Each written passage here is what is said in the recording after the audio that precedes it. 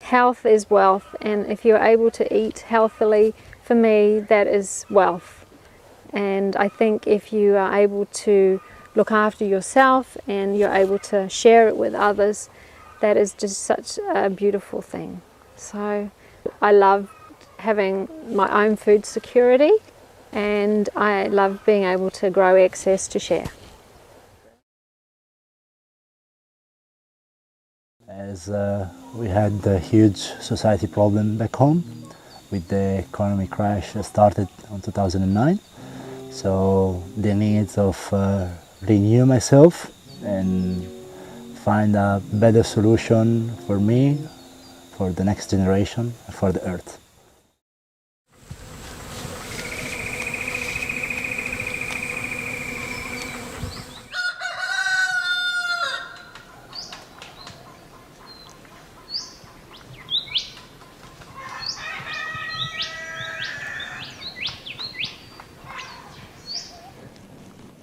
I chose to do a PTC because I wanted to learn something different. I really wanted to learn something different. I was from a traditional school, you know, and with the life I was having, I wasn't that happy. So I wanted to be sustainable, if it's the word. Yeah, I wanted to be sustainable. So one of my friends had noticed that I was getting into my little veggie patch at my house and got me a magazine, and in the magazine was information about the PDC, and that's how I found out about it. And then the more I researched about it on the internet and found out about it, I decided that this was the way to go, and there was a lot of value in what I could learn at the PDC. So I just took the opportunity and came, and it's been great.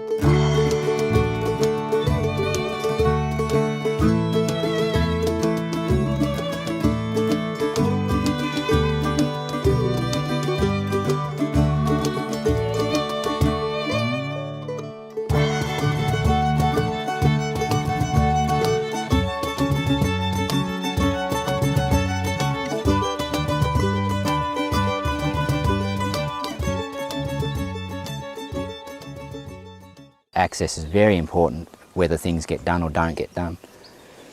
My mulch comes from whenever I mow or whippersnip, I harvest it. So this is the spillway of the major food forest swale, the one that brought the nutrient back into the system.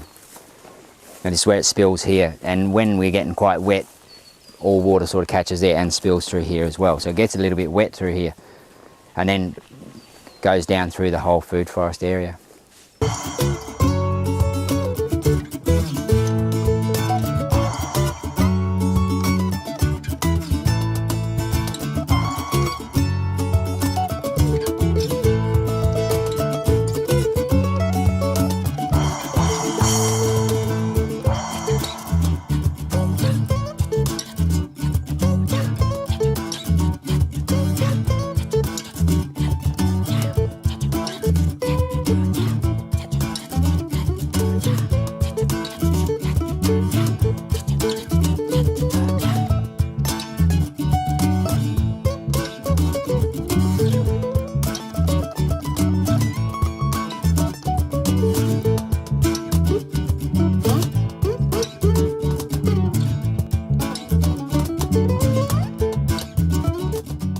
How did I prepare this?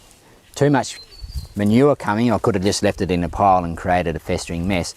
I've come in here and spread wheelbarrow loads without even sheet mulching or anything, just on top of the grass, what we mowed yesterday, that very similar.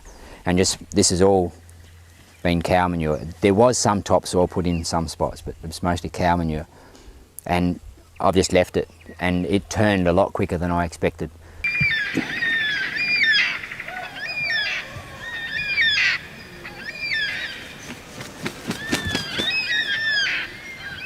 What they've mainly done is eradicated the grass seed, so I hardly have any grass come up. There will be some clumps of solid grass, clumpy stuff like these ones here, really tough, that I'll dig out once I've moved it before I plant, just so that they don't come back. And then I just keep coming back and just checking that there's not so much grass growing. What that's all about, grass is bacterial based and trees are fungal based.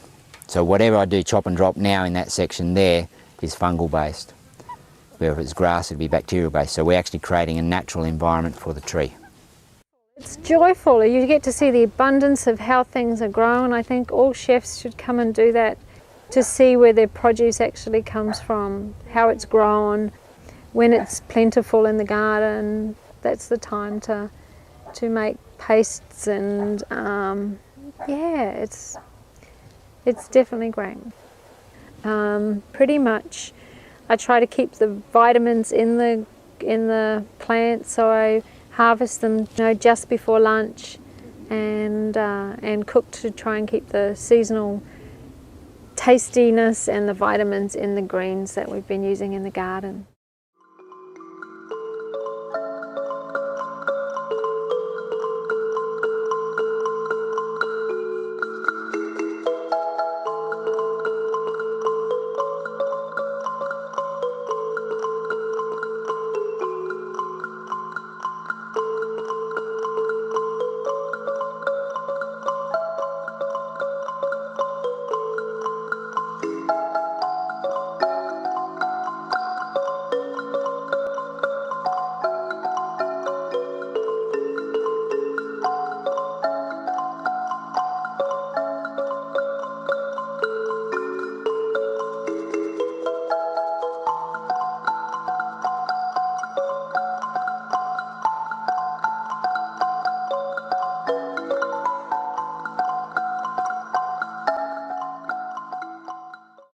We've already started to implement some changes, but with what because my husband's already done the course, we're both going to be able to go home and work at implementing the changes that we've learnt in the course, start making our own soil, making sure the food that we're growing is organic, we know where it's come from.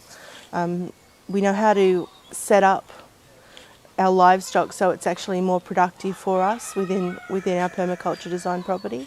The first thing I will do after that course is grow food, grow my own food. It will be the first thing.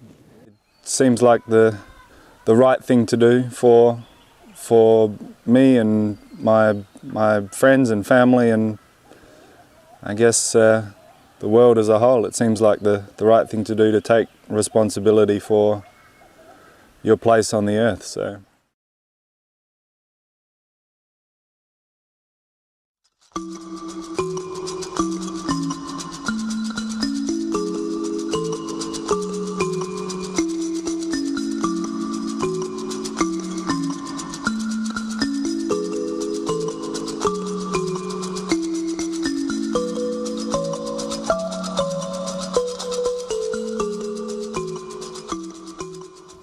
Well, my dad built his house when I was a kid and renovated a couple more, so I grew up with that. The rest I learnt on the job, and it's a steep learning curve, but if you have a good head for building, you can pick this stuff up. A lot of it's essentially common sense, but the best thing to do is go and work with other people. If you want to learn about building, then go.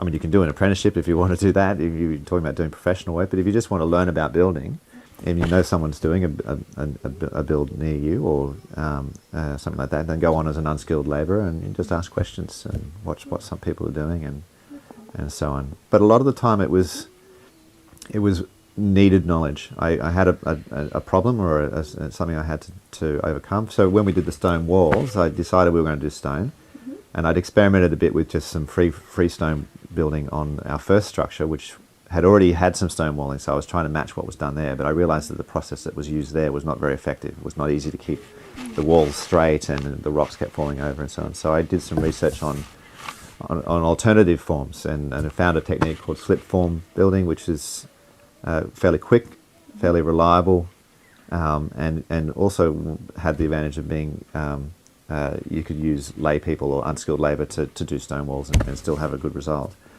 I had to read about that, and I read about other people's case studies, did some YouTube study, and then I just tried it.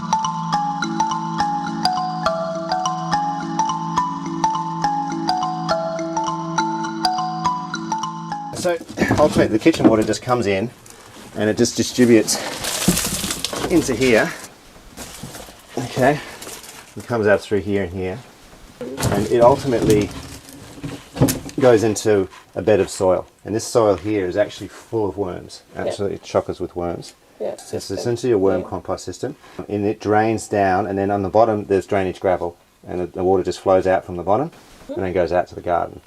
So this actually separates all the food, but more than just separating, it also breaks the food down. So about once every 6 months, I'll actually dig this soil out and throw it into the garden. So we started with a composting toilet because one of the benefits of composting toilet is that it's very easy to install, very quick, and very mobile. You can move it around. So we thought, well, let's go with a composting toilet.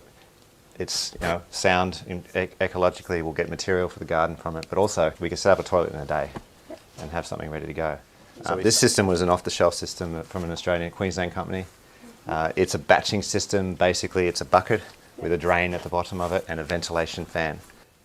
And once the bucket is full, you pull the bucket out and you put it off to one side and it composts, and then you empty another bucket into the garden or around a fruit tree, and you put that bucket back into service.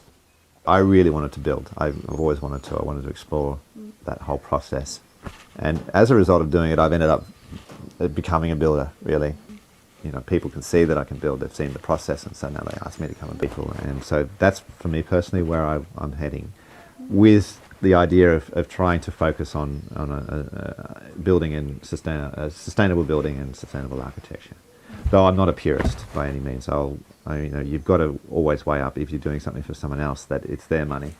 And sometimes doing things with a pure eco focus is not really cost effective.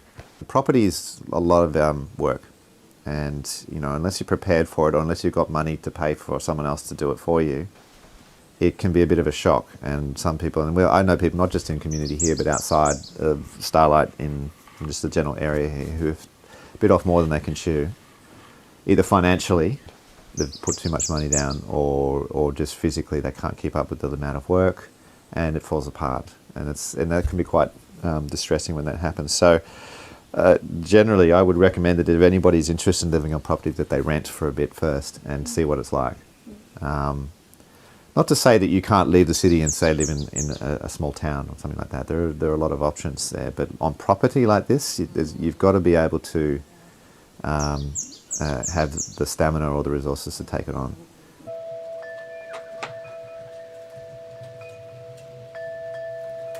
When I first came here, there was a lot of lantana, which is an invasive weed on the north coast, and it had a good sunny aspect, but it was quite a steep slope to work with.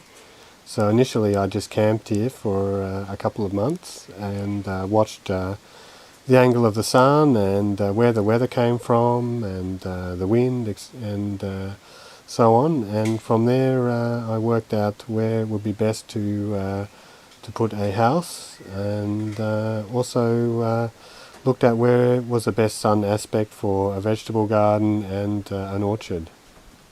I have 3 panels, 340 watts, so yeah, it's a small system, but it's enough to run a washing machine, provided the day is sunny.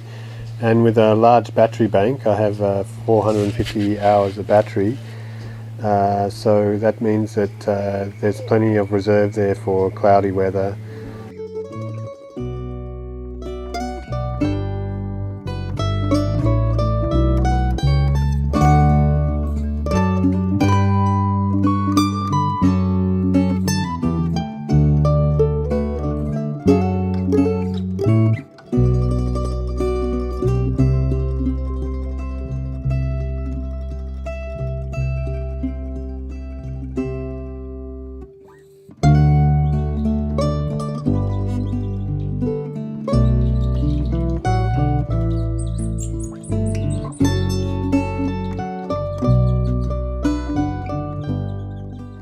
Everything is done by hand. I have used some power tools, of course, chainsaw and power drill and so on, but yeah, all the earthworks here I've done by hand. This house runs off a spring line, capturing spring water up in the forest. Water is a precious resource, so we want to make as best use of it as possible. And one way to do that is to recycle all the grey water and wastewater onto the vegetable garden or onto the orchard. The system is gravity fed, meaning that the water comes into the house from a high point, from a header tank, and then is used in the house, and from there is disposed of through the plumbing into a grey water system, which is 2 tanks that I use then to store the wastewater for use on the garden. As much as I can, I've tried to use the natural materials that are found in the environment here, and also I've used a lot of recycled hardwoods from taken down houses on here around the north coast that have been sold as second-hand timber. I think the main thing you know, that I felt coming to this site was to build as low impact as possible here, and to use as much of the local natural materials here on and around the site that I could, with minimal impact to the surrounding forest and the environment.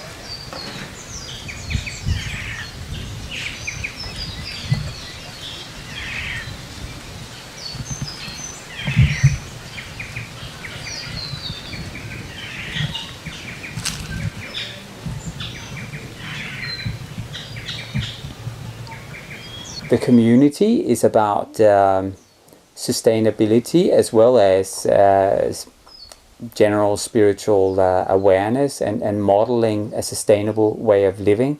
So that's about fundamentally caring for the earth and for humanity.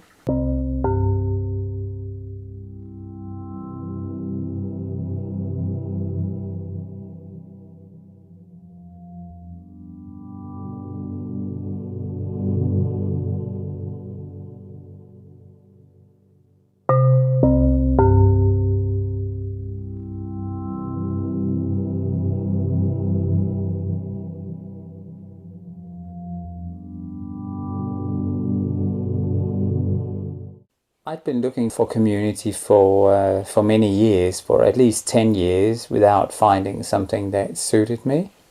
And then I found this group of people who I believed in, and it was that group of people that ended up starting Bilbanya. So it started as an idea about 2 years before that, and we got together a whole heap of people and we talked about, well, what is it that we would create? If we could create anything at all, what would we create? And we came up with a list of values and what it is that we want to do. And over the course of the next 2 years, you know, we brought those back down to, well, what does the land need to have in order to support that vision? And we finally found the ideal piece of land for us, and it took us about 6 months to finance and to buy it, and then we moved in just before Christmas in 2008. It's wonderful. Like there's nothing like community living. That is not to say that it is the best way of living, because that's individual, personal choice. And different communities suit different people. It's a peaceful and quiet place. It's in very rich nature, and being an intentional community with a shared intention of promoting sustainability and living with a spiritual awareness and a care and consideration for each other. They're things I value a lot, and that I find in general in mainstream society they're missing.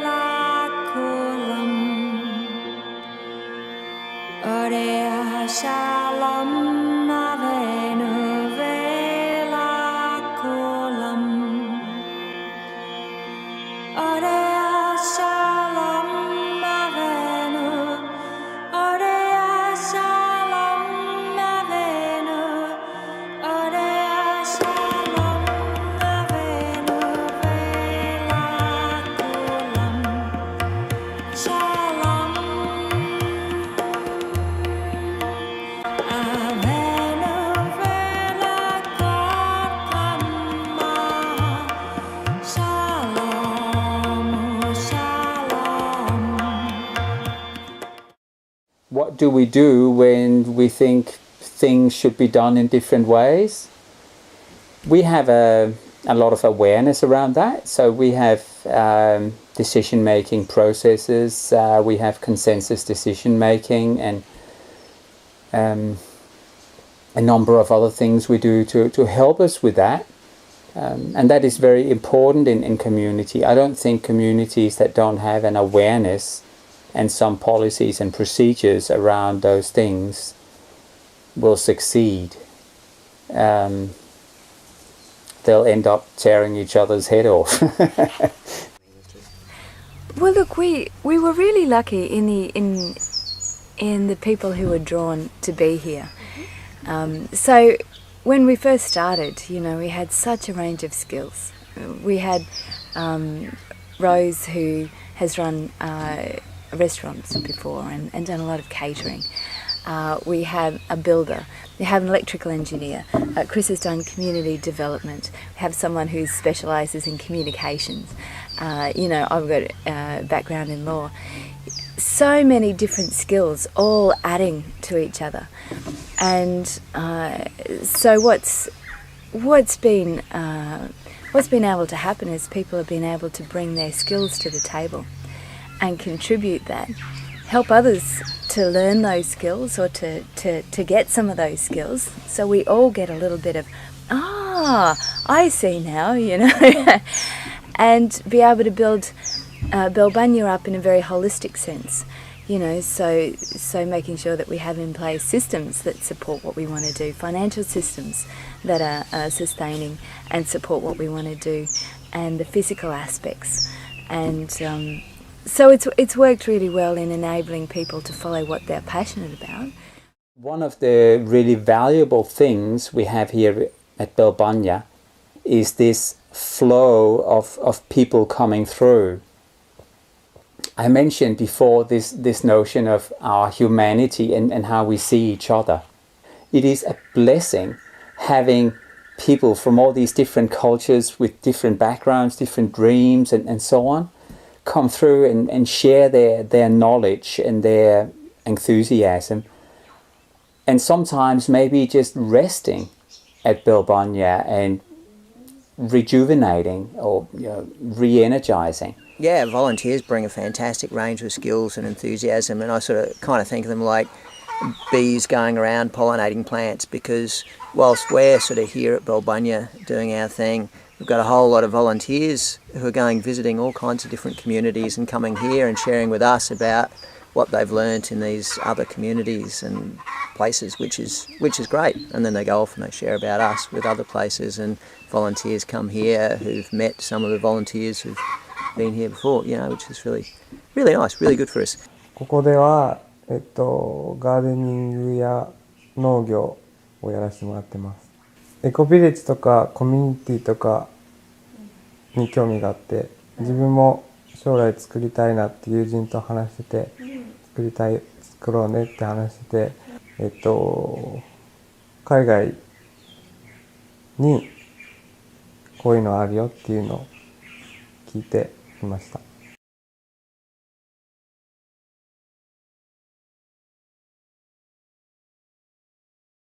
I'm a woofer here right now at Zaytuna Farm, also known as the Permaculture Research Institute of Australia. As a woofer, I get up in the morning and I help out with morning chores and tasks. The gardens are actually mostly run by the woofers here. They actually have, I think, 5 or 6 woofers right now on site. It's been really liberating coming here and becoming a part of that production of food and being a part of a community that works together to produce their food. And this is where we put woofers to come and stay. Yeah. Oh, you drew some stuff? What is it?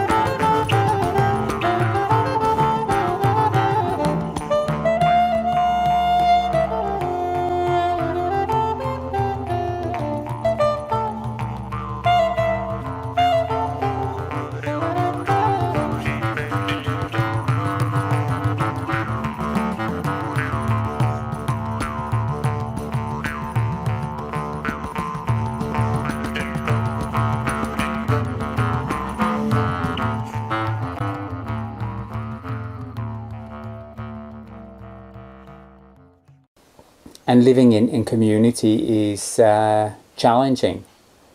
It will challenge everybody. But on the other hand, for me, that is a choice where I see it as an opportunity to grow. Just like in a relationship or in a family, whenever you try to live with others, there are challenges. Community is no different. If one person has a passion for something that's about improving the world, then that will rub off on other people. People will participate in it initially, not necessarily because they may have an interest in it, but out of respect and care for that other person because they're in a relationship with that person. And gradually they'll get infused with an understanding of whatever that issue is. It might be refugees or recycling or whatever. And their interest will grow because they're a human being, you know, in that particular issue, and they'll start becoming more active in it. We share a lot of community space, we share a workload, we share gardens, we share visioning, we share processes. I think when communities functioning effectively, people can really grow that, you know, and it's not necessarily a community like this, you know, it might be a community in the suburbs where people are doing neighbourhood community, you know, there's so many different ways of making community happen. But I think human beings, we've evolved to live in community, you know, to live with other people in some kind of way and to be in relationships. And in our society, the way we're doing it today with governments sort of helping us not to need to negotiate anything in our relationships with other people because we've got all these rules. If we just follow the rules, we don't need to negotiate anything. That takes us away from building deeper relationships, potentially with people. And it's generally about being present to life and the situation you're in, so that you can feel its life and vibrancy. So it's something that connects to the joy of life.